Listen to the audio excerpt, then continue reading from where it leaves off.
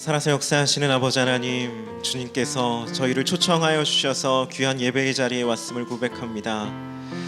5월 첫 주에 주님 앞에 마음을 다하여서 예배를 드리오니 하나님 홀로 영광 받아 주시옵시고 주께서 주시는 기쁨으로 저희들의 마음이 온전히 채워지게 하여 주시옵소서.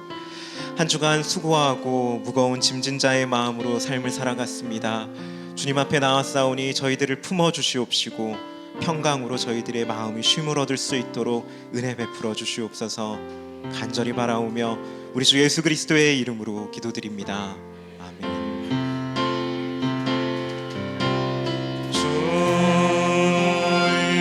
주이신 하나님, 주이신 하나님, 참 좋으신 나의 하나님, 좋으신 하나님, 좋으신 하나님, 좋으신 하나님, 참 좋으신 나의 하나님, 우리의 기도를 응답해 주시는 우리의 기도를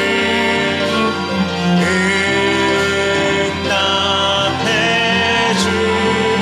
주신 참 좋으신, 참 좋으신 나의 하나님, 할렐루야,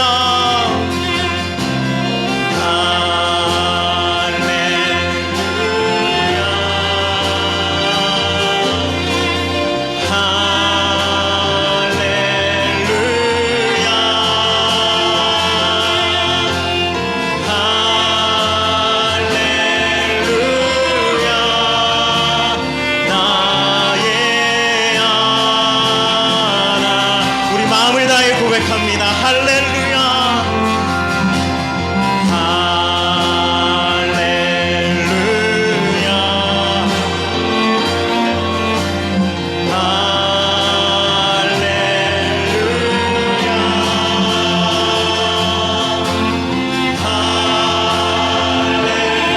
할렐루야, 나의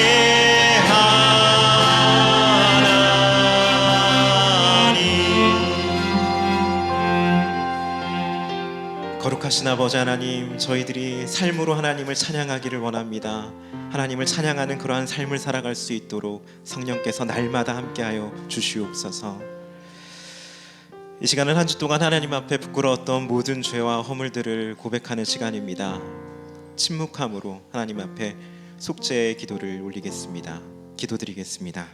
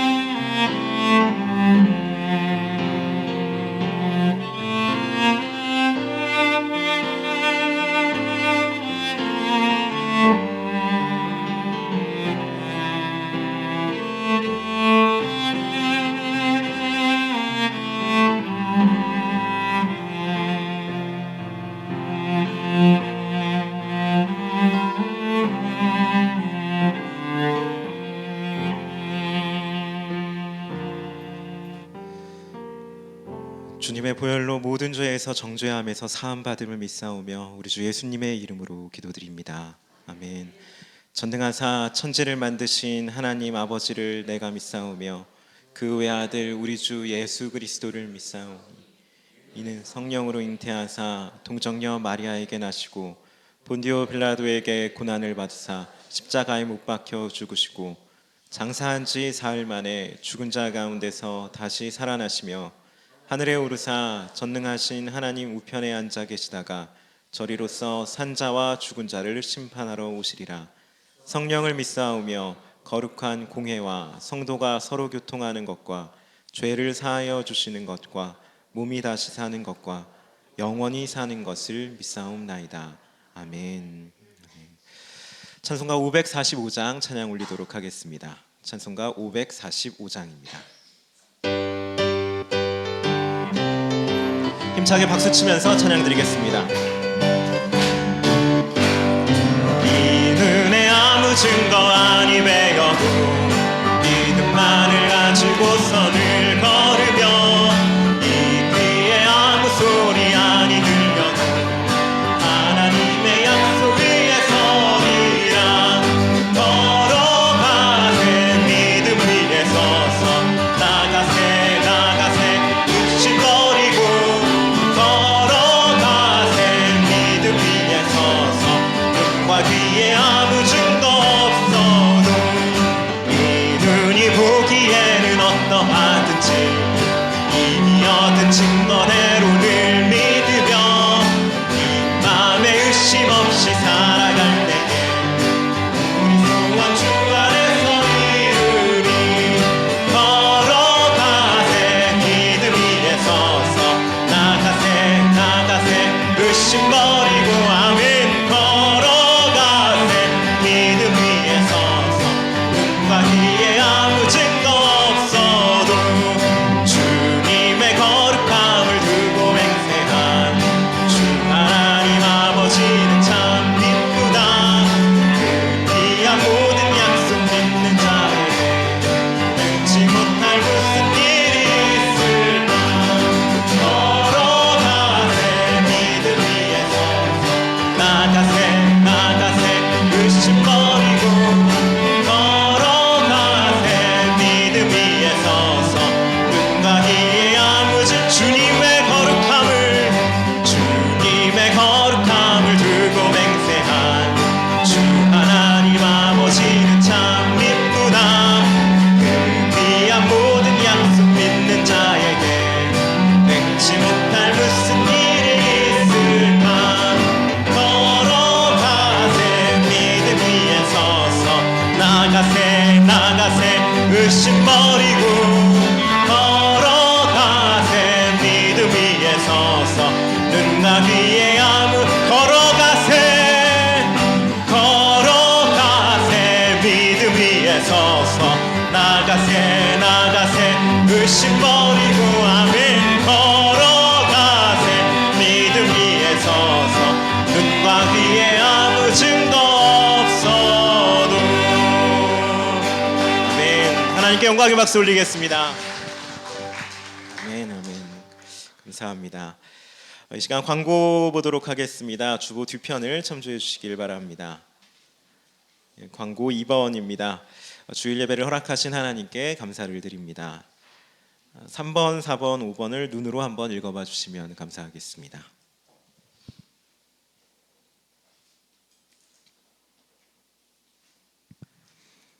네, 교회 등록을 원하시는 분은 새가족 카드를 작성하셔서 교육자에게 주시면 됩니다. 그리고 앞자리부터 앉아주시면 감사하겠습니다. 6번 광고입니다. 담임 목사 안식 주간이 이번 주 목요일까지 있습니다. 여러분들의 많은 기도와 교회를 위한 기도를 바랍니다. 네, 이번 주 목요일까지 목사님 안식 주간이십니다. 계속해서 교회를 위해서 또 목사님을 위해서 교회 일꾼들을 위해서 기도해 주시길 바랍니다. 네, 7번 구역장 성경 공부 광고입니다. 한번 봐주시길 바랍니다. 8번 한번 같이 읽어보도록 하겠습니다. 음악회 광고 한번 같이 읽겠습니다. 러브유 2016 음악회가 5월 23일 오후 4시 서초문화예술회관에서 있습니다. 수익금은 서초구청과 연계하여 장애아동, 독거노인을 위해 사용합니다. 음악회를 위해 많은 기도와 관심을 바라며 티켓 구입을 원하시는 분은 김지선 전도사에게 문의하시기 바랍니다. 네, 여기까지 읽겠습니다.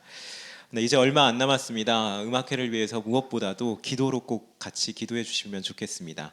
하나님께 기쁨을 드리고 또 많은 사람들에게 선한 영향력을 끼칠 수 있는 그런 귀한 음악회가 되게 해달라고 기도드려 주시길 바랍니다. 네, 9번, 10번 눈으로 한번 읽어봐 주시면 되겠습니다. 네, 11번도 한번 봐주시길 바랍니다. 네, 이 시간 헌금 찬양 같이 함께 올리도록 하겠습니다.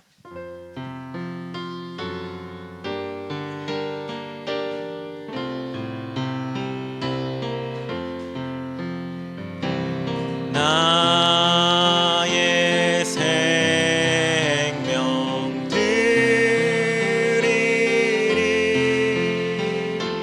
주여.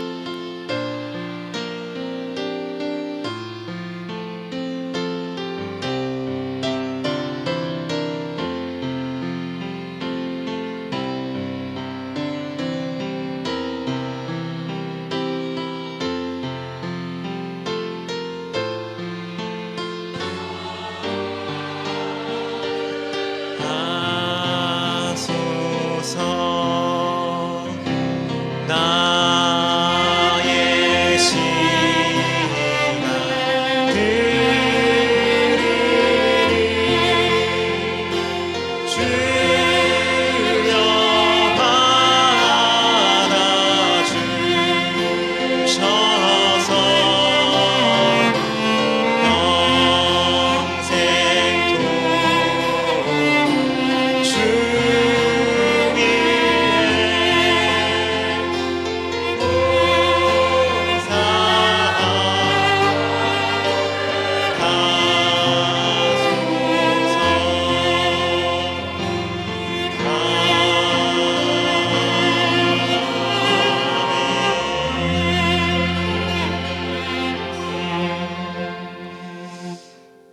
사랑의 하나님, 주께서 주신 모든 것 주님의 것임을 고백하는 믿음으로 주 앞에 귀한 예물을 드렸습니다.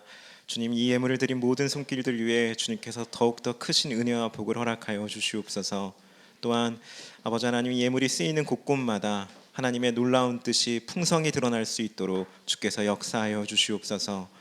예물만이 아니라 저희들의 삶의 모든 것을 주 앞에 드립니다. 주께서 받아주시옵시고 저희들의 앞날 가운데 선한 열매가 풍성히 얻을 수 있도록 주께서 은혜 더하여 주시옵소서. 간절히 바라며 우리 주 예수 그리스도의 이름으로 기도드립니다. 아멘.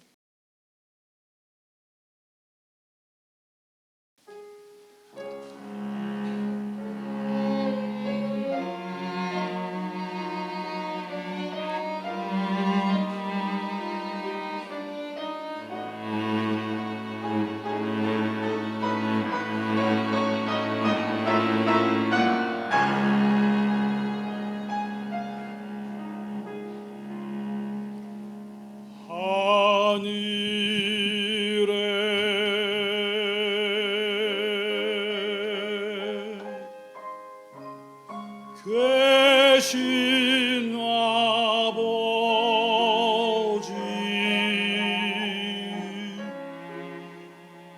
이름 거로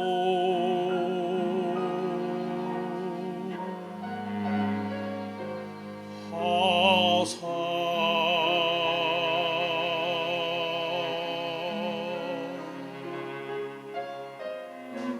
주님 나라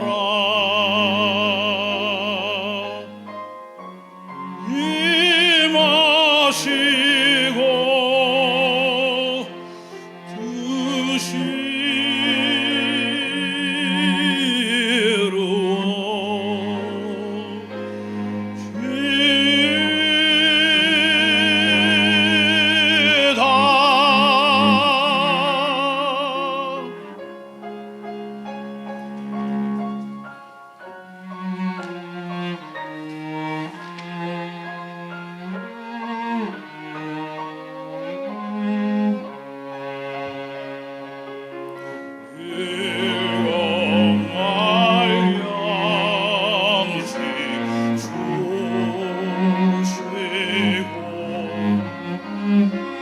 우리들의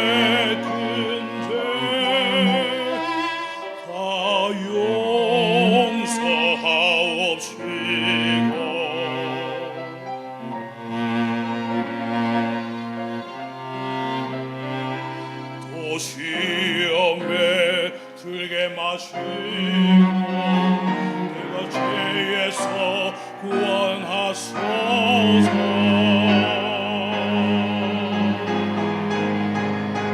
되게 주의 나라 주의 권세 주의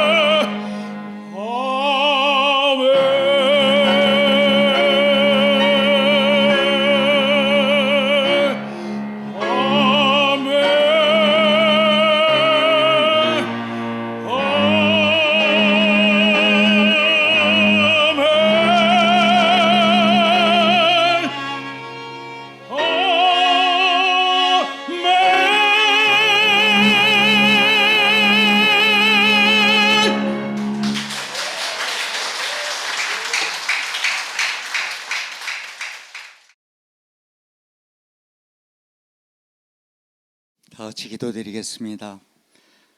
사랑과 은혜가 풍성하신 하나님, 만물이 푸르른 생명력을 더해가는 5월의 첫 주일을 허락하시고 우리를 예배의 자리로 불러주심을 감사드립니다.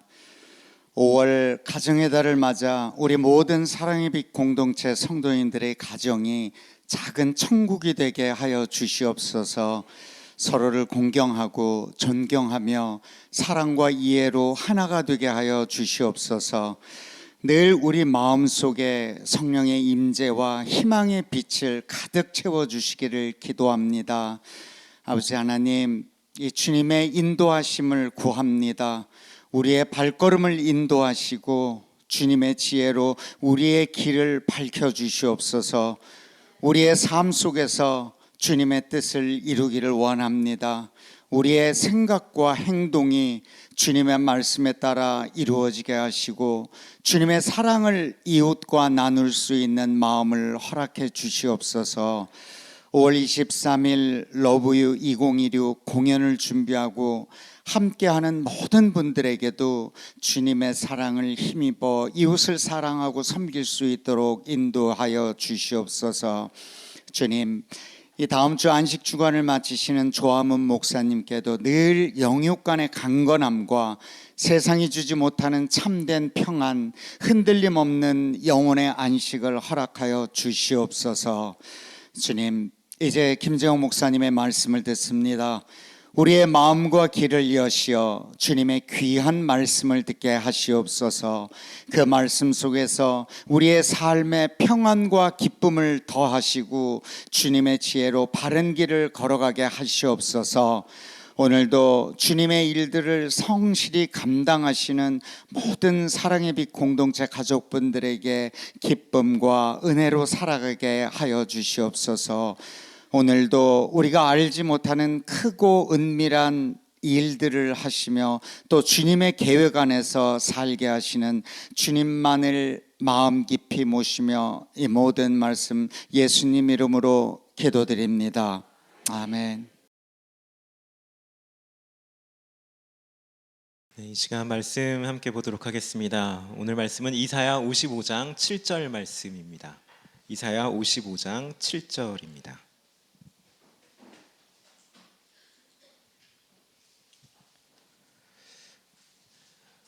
이사야 55장 7절 한 절의 말씀 우리 함께 합독으로 읽도록 하겠습니다. 함께 읽겠습니다. 악인은 그의 길을, 불의한 자는 그의 생각을 버리고 여호와께로 돌아오라. 그리하면 그가 긍휼히 여기시리라.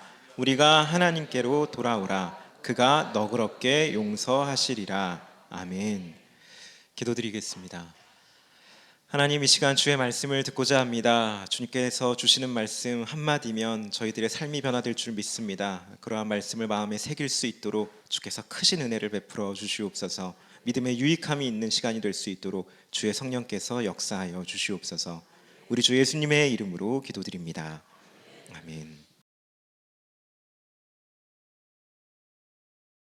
오늘 말씀에서 이사야는 악인들을 향하여서 돌아와라라고 그렇게 강력하게 권고를 명령을 하고 있습니다. 이 말씀은 악인들의 심판을 기뻐하시는 하나님이 아니라 악인들이 뉘우치고 다시 하나님께로 들어오는 것을 함께하는 것을 기뻐하시는 하나님의 선하신 성품, 하나님의 너그러우신 그 성품을 증거하는 말씀이 되어집니다. 그런 의미에서 오늘 이 시간에는 성경 속에서 하나님을 대적했던 악한 세 명의 인물들을 살펴보면서 나에게는 그러한 모습이 있지는 않은지 나의 모습을 돌아보는 그러한 시간을 갖도록 하겠습니다. 성경에 하나님의 역사를 방해한 많은 사람들이 있었는데 그 중에 언제나 손가락에 꼽히는 한 사람이 있다면 그 사람은 출애굽기의 바로 왕입니다. 바로만큼 하나님을 대적하기에 힘썼던 사람은 참 드물다라고 할 수가 있습니다. 잘 아시는 대로 이 바로는 모세와 대립을 했습니다. 모세와 싸우게 되었는데 사실상 이게 눈에 보이는 게 모세와 싸웠다는 것이 거지 모세라는 사람은 하나님의 말씀을 대변했던 사람, 하나님의 뜻을 전했던 사람이 되어집니다. 그래서 결국 이 바로라는 사람은 모세가 아니라 하나님을 대적했던 인물이 된다고 볼 수 있는 것입니다. 그렇다면 이 바로가 왜 하나님을 그렇게 대적을 했느냐? 왜 하나님과 싸우게 되었느냐? 이스라엘에 대한 소유권 문제 때문에 하나님과 다툼을 벌이게 되어진 것입니다. 하나님께서는 모세를 통하여서 분명하게 말씀하십니다. 이스라엘은 나의 백성이고 나를 예배할 백성이니까 어서 고향 땅으로 돌려보내야 한다. 이렇게 분명하게 말씀을 해줍니다.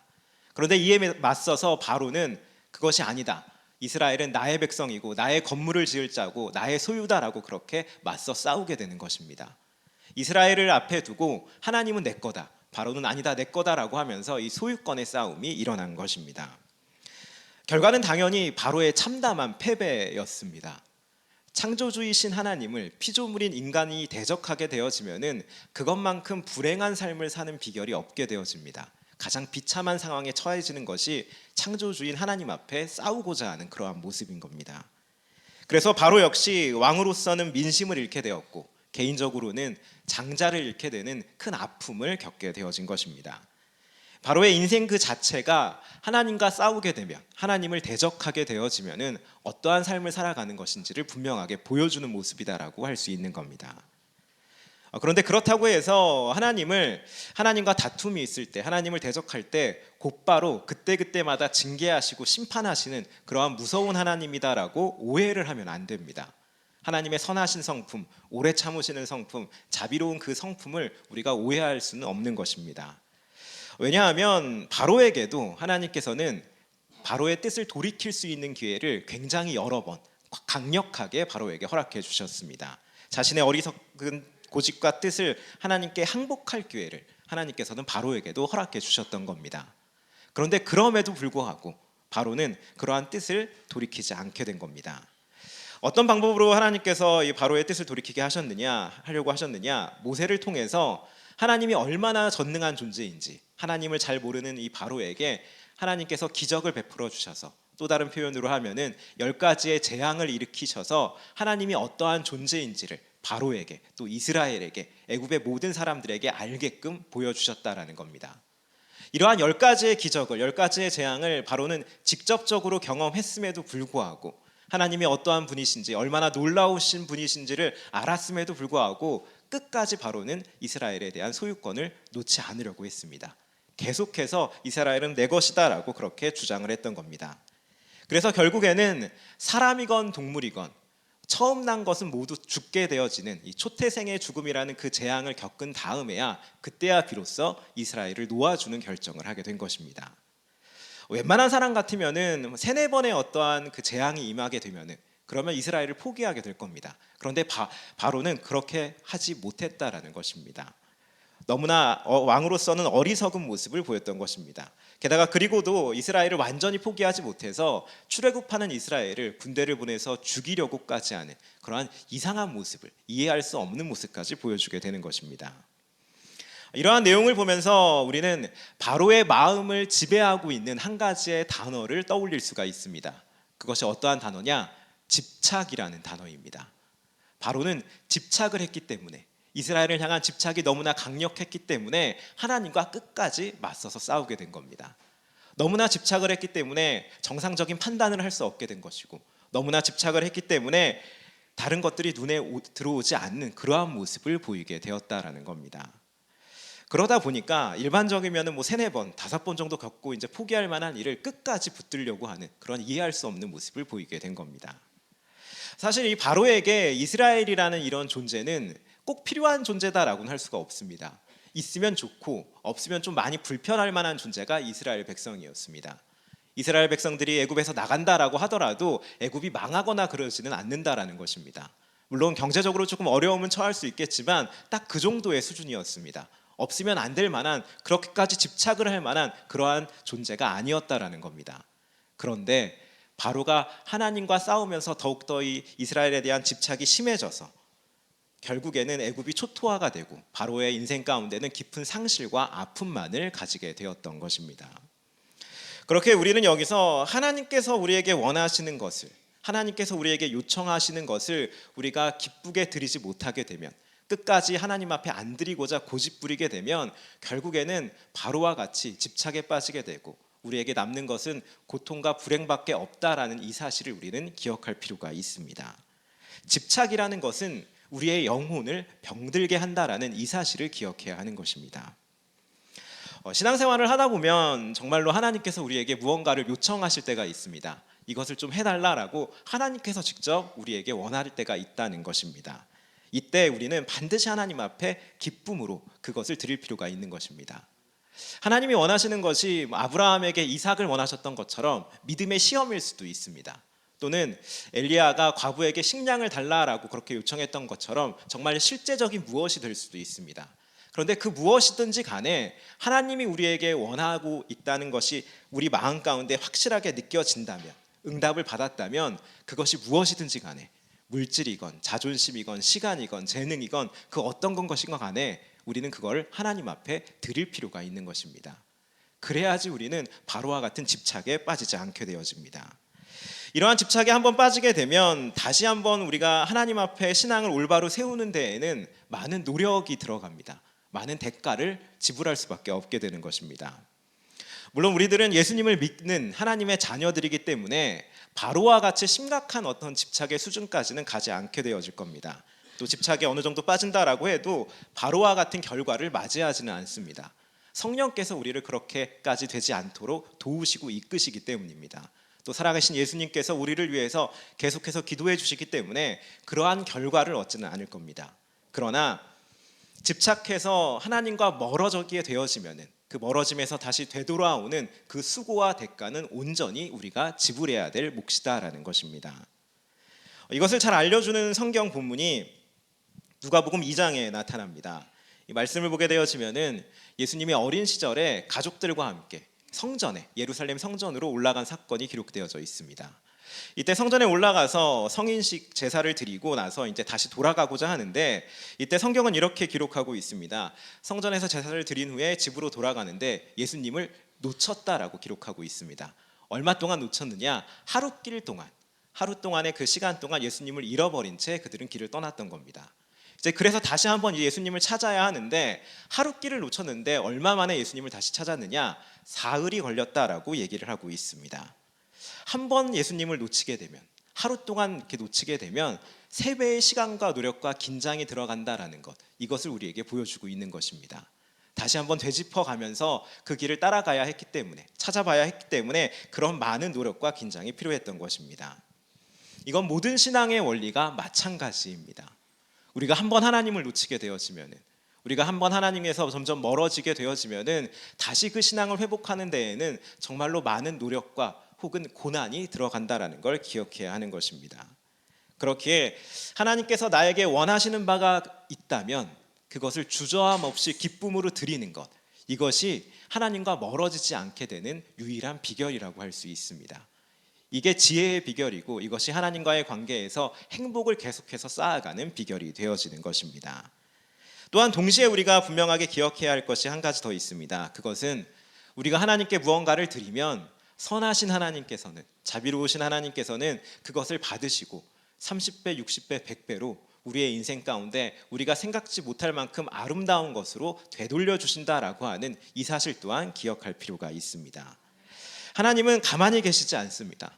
하나님이 자녀에게 무엇을 받았다면 그것을 더욱더 기쁨으로 되돌려 주시는 그러한 성품을 가지고 계시는 것입니다. 그러므로 우리들은 하나님께서 무언가 원하시는 것이 있을 때 기쁨으로, 즉각적으로, 순전함으로 우리는 드릴 수 있어야 한다라는 것입니다. 그럴 때 우리가 형통한 삶을 산다라는 이 진리를 더욱더 굳건하게 믿으시길 바랍니다. 그러면 이러한 질문을 이어서 할 수가 있습니다. 그러면 어떻게 하나님이 나에게 원하시는 것을 알 수 있느냐? 하나님이 나에게 무엇을 요청하시는 것을 내가 어떻게 알 수 있느냐? 이런 질문이 뒤따라오게 되어집니다. 이거는 하나님께서 우리에게 분명하게 알려주십니다. 바로에게도, 하나님을 몰랐던 바로에게도 모세라는 사람을 보내서 하나님이 요청하시는 바를 분명하게 깨닫게 해주셨듯이 이거는 하나님을 믿으면 될 일입니다.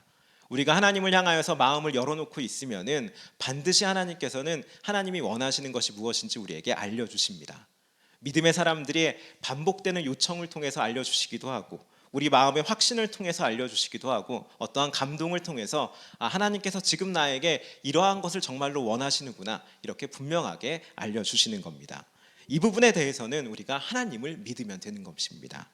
그렇게 우리가 가져야 될 자세는 나의 모든 것이 하나님께서 주신 것이다라는 그 사실을 믿는 청지기적인 마음을 가지면서 살아갈 필요가 있는 겁니다.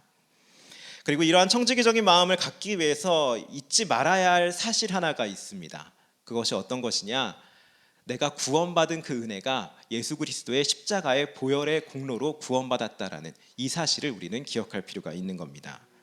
우리가 영원한 천국을 소유하게 된 것도 하나님의 자녀가 되어서 무언가 담대히 하나님 앞에 무엇을 구하게 된 것도 다 예수 그리스도의 은혜로서 그 공로로서 우리는 이것을 은혜로 부여받은 것입니다. 이렇게 큰 은혜를 받아놓고 측량할 수 없는 크신 은혜를 받아놓고 하나님께서 무언가 작은 것을 원하실 때 이것을 드리기 싫다라고 한다면 바로처럼 집착하게 되어진다면 하나님의 마음은 굉장히 섭섭해 하실 것입니다. 그렇기에 믿는 성도들은 언제나 즉각적으로 하나님 앞에 무언가를 드릴 수 있는 이 청지기적인 그 마음을 예수님을 향하여서 어느 정도 빚진 자의 마음을 가지고 살아갈 필요가 있는 것입니다. 그리스도에 대한 그 사랑의 마음 안에서 그 사랑을 기반으로 해서 언제나 나의 모든 것은 다 하나님의 것입니다라고 하는 이 고백이 실제의 마음이 될 수 있도록 청지기적인 이 마음을 유지할 수 있도록 늘 기도하시고 애쓰시는 그러한 성도님들이 되시기를 소망합니다. 이어서 두 번째로 살펴볼 인물은 사울 왕입니다. 이 사울 왕의 모습 속에서 우리가 주목해야 할 점은 예수님을 믿는 성도들은 하나님의 자녀인 우리들은 세상 그 무엇보다도 하나님의 시선에 신경 쓰면서 하나님의 시선을 가장 중요히 여기면서 삶을 살아야 한다라는 것 이것을 기억할 필요가 있습니다. 사울 왕은 그러지를 못했습니다. 사울은 하나님의 말보다 하나님의 시선보다 사람들의 시선을 굉장히 신경 쓰면서 살았던 사람입니다. 그리고 그러다 보니까 하나님을 기쁘게 하며 사는 것이 아니라 사람들을 기쁘게 하면서 삶을 살아가게 됐고 그것이 더 나아가서는 하나님께서 맡겨주신 그 일을 하나님의 방식으로 행하는 것이 아니라 사람의 방식으로 세상의 방식으로 일을 하다가 죄악에 빠져버리는 그런 안타까운 모습을 보였던 것입니다. 이런 모습을 증거하는 사건이 성경에 나타납니다. 사무엘상 13장에 보면 나오는데 이스라엘이 블레셋과 전쟁을 하려고 한자리에 모이게 됐습니다. 이 사울 왕이 왕으로서 각 지파에 사람을 보내서 한자리에 전쟁을 위해서 그 모든 지파를 모이게 했던 것입니다. 그리고 이제 전쟁에 나가기에 앞서서 하나님 앞에 제사를 드리려고 하는데 이 제사를 집례할 이 사무엘이라는 선지자가 제 시간에 오질 않는 것입니다. 하루 이틀 오는 시간이 늦어졌습니다. 이때 모였던 많은 사람들이 사무엘이 오는 것이 늦어지자 웅성거리면서 흩어지기 시작했습니다. 이것을 바라보고 있는 사울 왕은 마음이 급했습니다. 이들이 흩어지면 안 된다라는 생각이 있어서 이때 안타까운 결정을 하게 되어집니다. 사울 왕은 본인이 직접 제사를 집례를 하게 되어졌던 것입니다. 이것은 하나님을 향한 존중을 버리는 모습입니다. 하나님보다 사람을 더욱더 중요시했기 때문에 내릴 수 있는 결정이 바로 이런 것이었습니다. 제사는 이 당시에 너무나 분명하게 제사장만 드릴 수 있는 그러한 법과 규칙이 정해져 있었습니다. 또 이것을 지키는 것이 하나님을 향하여서 존중을 표현하는 그런 방법이 되어지는 겁니다. 그런데 사울 왕은 그러질 않았던 것입니다. 사무엘이 늦게 오는데 어떡하냐? 다른 사람들도 다 그럴 텐데 내가 한다고 해서 뭐가 문제가 되겠느냐라는 그런 안일한 생각으로 하나님의 법을 무시하는 마음으로 본인이 제사를 집례하게 된 것입니다. 전쟁의 승패라는 것은 분명히 하나님께 달려 있습니다. 사람들이 많이 모이건 적게 모이건 이거는 상관이 없는 것입니다. 10사람만 모여도 하나님이 함께 하시면 능히 이길 수 있는 것이 믿는 자의 삶의 방식인 겁니다. 그런데 사울 왕은 이것을 믿지 못했던 것입니다. 그래서 세상의 방식으로 사람들을 의식해서 제사를 지내는 이러한 실패하는 모습을 보이게 된 겁니다. 또한 사울 왕은 이후에도 아말렉과의 전쟁에서도 하나님보다 사람을 의식해서 더 큰 범죄를 저지르게 되었습니다. 하나님께서는 이 아말렉과의 전쟁이 있을 때 아말렉의 모든 것들을 다 진멸하라라는 명령을 주십니다. 짐승부터 시작해서 모든 사람까지 다 진멸해야 된다라는 그러한 명령을 허락해 주셨습니다. 그런데 전쟁에서 승리하면서 사울 왕은 아말렉 왕을 살려두고 좋은 짐승들을 살려놓는 그러한 죄를 범하게 되었던 겁니다. 사울 왕의 핑계는 이런 거였습니다. 좋은 짐승을 살려놔서 하나님 앞에 제사를 드리려고 했다. 이런 식의 핑계를 댑니다. 그런데 사무엘상 15장 24절을 보면 정확하게 성경에서는 백성을 두려워하여 그 말을 청종하였다라며 짐승을 살린 이유가 전리품을 나누고자 하는 그러한 마음 때문이다라는 것을 확실하게 보여주고 있습니다. 하나님의 시선보다 사람의 시선을 중요히 여기는 그러한 사울 왕의 모습을 볼 수가 있는 겁니다. 그런데 생각을 해보면 사울의 어떤 모습을 쭉 읽다 보면은 사울 왕만큼은 이 사람만큼은 다른 사람은 몰라도 누가 뭐라고 해도 이 사울 왕만큼은 하나님의 시선을 누구보다도 의식하면서 살아야 했고 하나님의 말씀을 우선시하며 살아야 했던 사람이다라는 것을 알 수가 있습니다. 왜 그런 것이냐? 왕의 직분 자체를 하나님의 은혜로 얻었기 때문에 그렇습니다. 하나님께서 사울을 지목하셔서 아무것도 하지 않은 사울에게 이 왕의 직분을 허락해 주신 분이 하나님이셨던 겁니다. 그렇다면 사울은 자신에게 왕의 직분을 허락해 주신 하나님에 대해서 은혜를 기억하는 마음으로 하나님의 말씀을 가장 우선시하면서 하나님을 가장 잘 섬기면서 왕의 일을 감당해야 했던 것이 옳은 모습입니다. 이것이 믿음의 모습인 것이고 이것이 믿음은 아니더라도 의리를 지키는 모습이다라고 할 수가 있습니다. 그런데 사울 왕은 그러한 모습이 없었다라는 것입니다. 눈에 보이지 않는 하나님보다 눈에 보이는 사람들을 두려워하고 의식하면서 사람들에게 계속해서 이끌려 다니고 사람들을 기뻐하기 위한 그런 삶의 모습을 가지게 되었던 것입니다. 이러한 사울 왕의 잘못을 보면서 실책을 보면서 우리가 돌아봐야 할 것은 이겁니다. 하나님을 믿는 하나님의 자녀들은 하나님께서 맡기신 일들, 우리 삶의 모든 일들을 하나님의 방식으로 처리해야 한다라는 이 사실을 기억할 필요가 있습니다. 특히 정말로 우리가 원하고 바라는 일이 있다면 세상적인 일로, 세상적인 어떤 처리 방식으로 그 일을 이루는 것이 아니라 하나님의 방식으로, 기도함으로, 성실함으로, 희생함으로, 정직함으로, 사랑함으로 그 일을 이룰 필요가 있는 것입니다. 가장 원하는 일, 가장 애타는 일이 있다면 그것은 하나님의 뜻을 따라서 나아가는 것이 성도의 삶의 모습이어야 하는 것입니다. 그런데 정작 우리의 현실은 그렇지 못할 때가 많은 것이 사실입니다. 어느 정도의 수준의 일들은 하나님을 향하면서 기도하면서 그 일을 처리하곤 하는데 정말로 바라고 원하는 그런 삶의 문제는 어떠한 소원은 하나님의 방식을 따르기보다는 급하다는 마음 때문에 세상의 방식으로 내 생각과 판단으로 그 일을 하는 경우가 굉장히 많은 것입니다. 아마도 그러한 이유는 사울의 핑계와도 같을 것입니다. 하나님의 때를 기다리면 그때가 너무 늦을 것 같기 때문에 하나님의 말씀대로 하면 내가 너무 손해볼 것 같기 때문에 하나님의 방식을 끝까지 고집하지 못하는 것입니다. 이 부분을 우리가 뛰어넘을 수 있어야 합니다. 이것이 믿음인 것입니다. 하나님의 자녀들은 하나님께 받은 그 수많은 은혜를 기억하여서 선하신 하나님, 우리를 계속해서 살피시고 결국에는 모든 것을 합력하여서 선을 이루실 그 하나님을 기억해서 끝까지 하나님의 방식을 믿고 그 길을 걸어갈 필요가 있는 것입니다.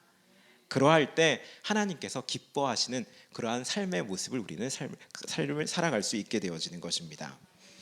받은 은혜를 기억하셔서 그 은혜로운 하나님 앞에 삶의 방식을 고정시키시는 그러한 성도님들이 되시길 바랍니다. 마지막으로 살펴볼 인물은 열왕기하 7장에 나오는 이름 없는 어떤 장관입니다. 열왕기하 7장을 보게 되어지면은 북이스라엘의 아람 군대가 쳐들어오게 되어집니다. 그리고 성을 에워싸서 그 모든 물자의 공급을 막아버렸습니다. 그러다 보니까 시간이 지나면서 그 성 안에는 음식이 떨어지게 된 겁니다. 결국에는 사람들이 굶어 죽을 수밖에 없는 그런 비참한 상황까지 처하게 되어졌습니다. 이때 북이스라엘 왕 여호람이 엘리사를 죽이고자 합니다. 이 선지자 엘리사를 죽이고자 하는데 그 이유는 예전에 얼마 전에 아람 군대가 쳐들어왔을 때 하나님께서 그들의 눈을 다 멀게 하셨습니다. 그런데 이때 엘리사가 이들을 그냥 놓아주자라고 왕에게 건의를 한 겁니다. 그래서 그냥 놓아줬더니 다시 정비를 해서 쳐들어와서 지금 이러한 상황에 처해지게 된 겁니다. 그래서 왕은 화가 나서 엘리사를 죽이고자 사람을 보냅니다. 장관을 보내게 됐습니다. 이때 엘리사에게 하나님의 말씀이 임하는데 이러한 내용입니다. 내일 이맘때쯤이면 모든 것이 다 정상적으로 회복이 될 것이다라는 회복에 대한 약속을 하나님께서 엘리사에게 허락해 주셨습니다. 이 말을 장관에게도 전했는데 이 장관은 이런 식으로 얘기를 합니다. 여호와께서 하늘에 창을 내신들 어찌 이런 일이 있을 수 있겠느냐, 이런 식의 말을 대답을 한 것입니다. 있을 수 없다라는 겁니다. 아무리 하나님이라도 이건 안 된다라는 것입니다. 이런 장관의 말은 하나님을 모욕하는 말이었습니다. 엘리사를 모욕하는 말이 아니라 하나님을 모욕하는 말, 하나님의 능력을 의심하는 그러한 말이었던 것입니다. 엘리사는 믿음 없는 그 장관에게 너가 눈으로 그 모든 것들을 보겠지만 그것을 누리지는 못할 것이다 라는 말씀을 줍니다. 그리고 정말로 엘리사의 말처럼 이 장관은 눈으로 다음날 모든 것이 회복이 되는 것을 보게 되어지지만 그것을 온전히 누리지는 못합니다. 그때 죽음을 맞이하기 때문에 그렇습니다. 장관은 현재의 상황을 바라보면서 현실을 철저하게 바라보면서 하나님의 능력을 거절했던 인물인 것입니다. 여호와께서 하늘에 창을 낸다 해도 그럴 수 없다라며 하나님의 말씀을 현실에서 영향력이 있는 것으로 여기지 않았다라는 것입니다. 말씀은 말씀이고 하나님은 하나님이고 현실은 현실의 문제다, 이런 식의 생각을 가지고 있던 사람이 이 장관이었던 것입니다. 그런데 그 사람이 믿음이 없다라고 해서, 그 사람이 하나님 말씀 믿기를 거절한다고 해서 하나님의 말씀이 이루어지지 않는 것은 아닙니다. 하나님의 말씀은 약속대로 이루어지게 됐습니다. 다만 믿음 없는 그 사람이 그 복에서 제외가 됐던 것입니다. 그렇게 우리들은 말씀을 있는 그대로 믿을 수 있는 순전한 믿음을 가질 필요가 있습니다. 특히 하나님의 말씀은 창세부터 지금까지 살아 운동력이 있습니다. 지금도 말씀으로 하나님께서는 역사를 이루어가고 계시고 지금도 말씀으로 이 세상을 유지하고 계시는 것입니다. 그래서 우리는 하나님의 말씀이 있는 그대로 이루어질 것이다 라는 이 믿음을 분명히 할 필요가 있는 겁니다. 하나님의 말씀은 능력입니다. 하나님의 말씀 자체가 힘이 되고 하나님의 말씀 자체가 권능인 것입니다. 이 성경의 말씀은 기록된 글로서 끝나는 것이 아니라 전능하신 그 하나님께서 우리에게 약속을 해주신 것입니다. 그래서 우리가 이 약속을 붙들게 되어지면 반드시 그 약속은 이루어질 수밖에 없습니다. 이 세상의 창조주가 하나님이시기 때문에, 말씀으로 이 세상을 계속해서 역사하시고 계시기 때문에 우리가 약속을 믿고 끝까지 기다리게 되면 하나님은 그 약속대로 우리에게 이행하시는 것입니다. 이 믿음을 우리는 굳건히 할 필요가 있는 것입니다. 말씀에 대한 믿음을 더욱더 분명히 하시는 그러한 성도님들이 되시길 바랍니다. 말씀을 정리하겠습니다. 바로는 하나님과 맞서서 자기 것을 계속해서 지키려는 집착을 했고, 사울 왕은 하나님보다 사람들의 반응을 더욱더 중요시해서 실패하는 모습을 보였고, 이 장관이라는 사람은 하나님의 말씀을 현실보다 낮은 것으로, 하나님의 말씀이 영향력이 없는 것으로 그렇게 생각을 해서 실패한 인생을 살게 되어졌습니다. 이러한 신앙의 실패를 하지 않으려면 그 방법은 단 한 가지입니다. 하나님을 향한 그 믿음을 더욱더 순전하게 우리가 가질 수 있어야 하는 것입니다. 전능하신 하나님, 나를 사랑하시는 하나님, 약속을 지키시는 그 신실한 하나님에 대한 믿음을 우리가 더욱더 분명하게 지키게 되어지면 우리의 믿음이 어느 정도만 있는 것이 아니라 온전하게 전심을 다해서 그 믿음을 가지게 되면 이러한 실패에서 우리는 벗어날 수 있게 되어지는 것입니다. 내 생활의 모습은 조금 부족하다라고 할지라도, 죄에 대해서 연약함이 있다라고 할지라도 나의 마음만큼은, 나의 생각만큼은 온전히 하나님을 붙들고자 하는 그 마음이 있어야 한다라는 겁니다. 하나님을 나의 인생의 결론으로 삼으실 수 있는 그러한 성도님들 되시기를 간절히 소망합니다. 이 시간 받은 말씀을 기억하면서 함께 찬양으로 나아가도록 하겠습니다. 전능하신 나의 주 하나님은 능치 못하실 일 전혀 없네. 이 찬양 부르시면서 하나님을 향한 그 믿음을 더욱더 분명하게 하시는 그런 성도님들이 되시길 바랍니다.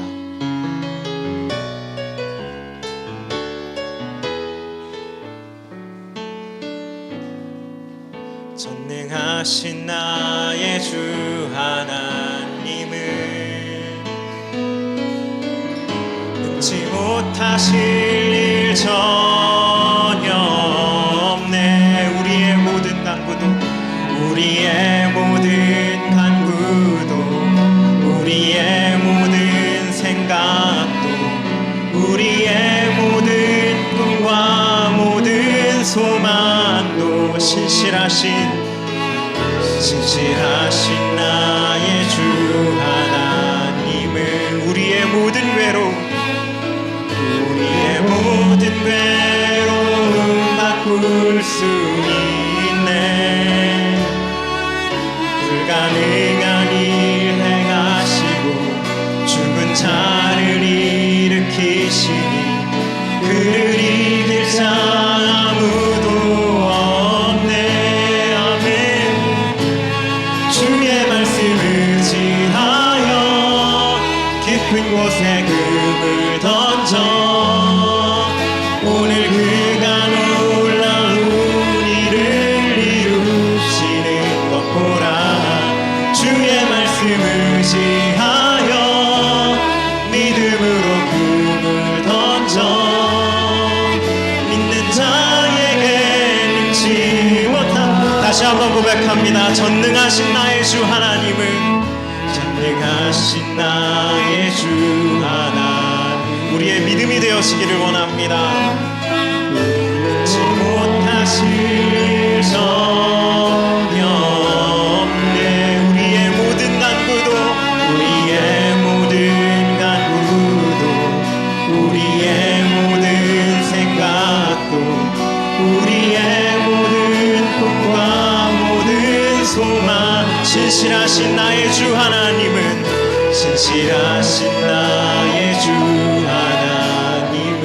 우리의 모든 괴로움 바꿀 수 있네. 우리의 모든 괴로움 바꿀 수 있네. 아멘.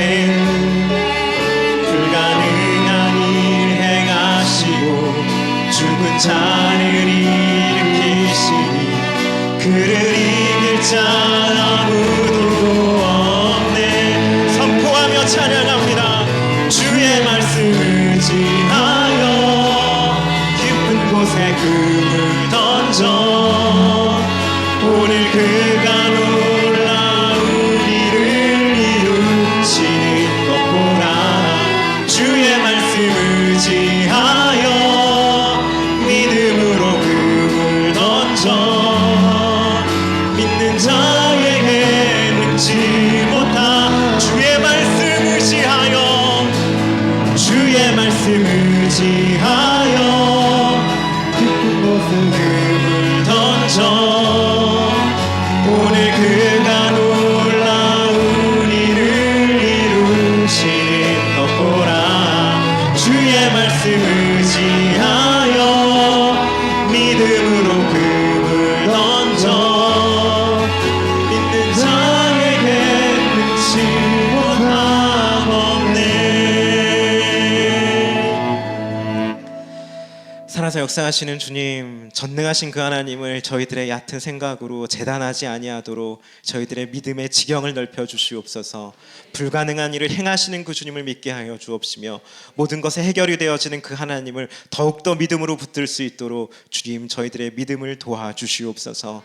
한 주간 그 믿음이 더욱더 분명해지기를 원합니다. 주께서 크신 은혜로 함께하여 주옵소서.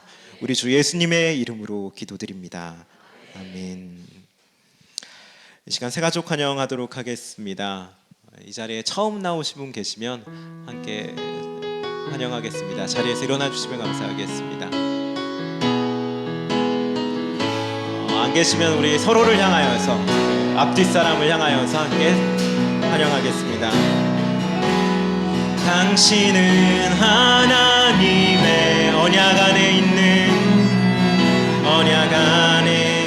있는 축복의 통로. 당신을 통하여서 열방이 주께 돌아오게. 당신은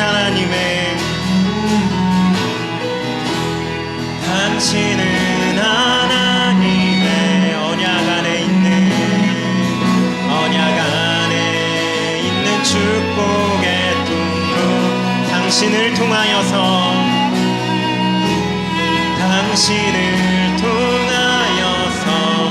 열방이 주께 예배하게 되리. 아멘. 하나님께 영광 돌리겠습니다.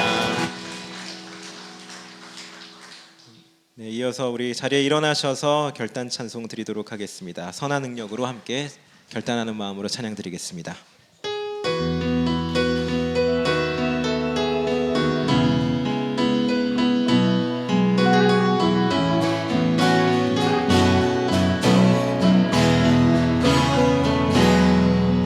그 선한 힘에 고요히 감사하여 놀라운 평화를 누리며 나 그대들과 함께 걸어가네. 나 그대들과 한 해를 여네. 지나간 허물 어둠의 날들을 무겁게 내 영혼 짓눌러도 주여 우릴 외면치 마시고 약속의 구원을 이루소서. 그 선한 힘이 우릴 감싸시니 믿음으로 일어날 일 기대하네. 주 언제나 우리와 함께 계셔. 하루 또 하루가 늘 새로 주께서 밝히신 작은 촛불이 어둠을 헤치고 타오르네. 어둠을 헤치고 타오르네. 빛에 우리 모두 하나 되어 우리의 비추게 하소서. 선한 힘이 우릴 감싸시니 믿음으로 일어날 일 기대하네. 주 언제나 우리와 함께 계셔. 하루 또 하루가 늘 새 그 선한 힘이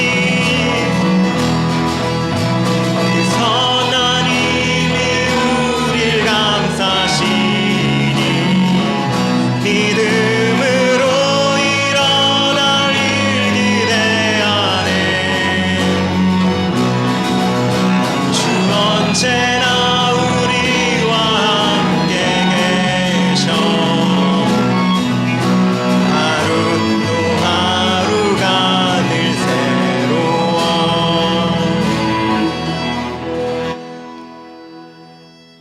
지금은 우리 주 예수 그리스도의 은혜와 하나님의 극진하신 사랑하심과 성령님의 위로 감화 감동 치료 역사하심이 예배를 드리며 하나님을 전적으로 믿기를 결단하며 살기로 작정한 모든 성도들의 머리 위에 가정과 일터 위에 지금으로부터 영원토록 함께 하시길 간절히 축원하옵나이다.